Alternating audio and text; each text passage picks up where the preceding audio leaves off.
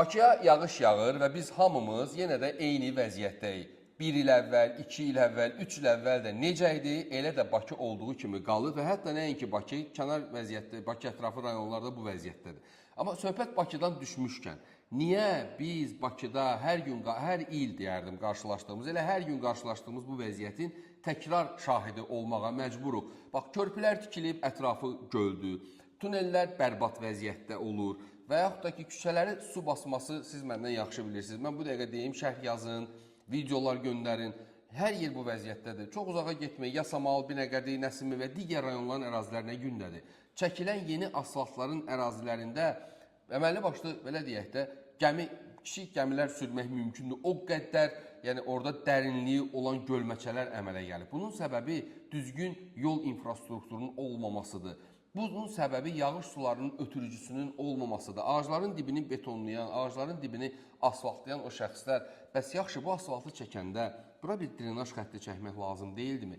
Bəs hanı bizim yağış sularının ötürülməsi ilə əlaqədar tədbirlər görülük deyəcək şəxslər hardadır? Axı bu günlərim iri şəhərlərin, belə gedir də, yəni iri şəhərlərin Birləşmiş Su Təchizatı xidməti məcbur olub yağış sularını artıq kanalizasiya kollektoruna yönəldir.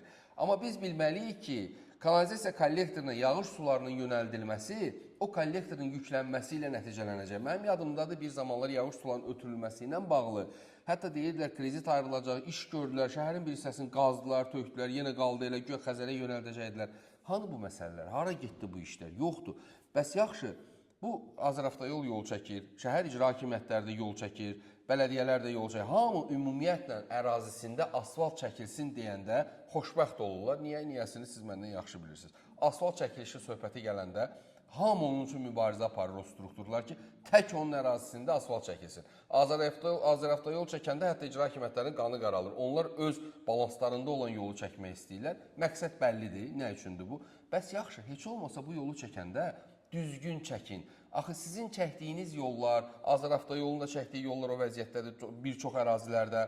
Uzağa getmirəm, elə Botanika bağının yanından gələndə mən bu günlərim orada böyük bir gölməçənin şahidi olmuşdum. Digərisi Yasamalı danışmaq istəmirəm, Nəsimini, Binəqədini və digər əraziləri ümumiyyətlə demək istəmirəm, nə vəziyyətdədir. Bəs yaxşı, siz bu asfaltı təhvil alan şəxslər var, qol çəkirlər təhvil təslim aktına. Hanı o şəxslərin məsuliyyəti?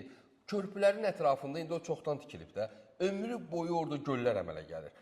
Ömrü boyu döngələrdə avtomobillə gəlib, az qalırsan maşını aşırasan, göllər əmələ gəlir. Bəs yaxşı, bu şəxslər hansılar ki, o aktlara, təhvil təslim aktlarına qol çəkiblər, onu qəbul ediblər, onun keyfiyyətinə yüksək səviyyədə qərar veriblər, hansı ki, heç asfalt da keyfiyyətli deyil, hər yağışdan sonra dağılır, görür, belə də sərf eləyir, o dağılmalıdır, yenidən çəkilməlidir, burada da məqsəd bəllidir.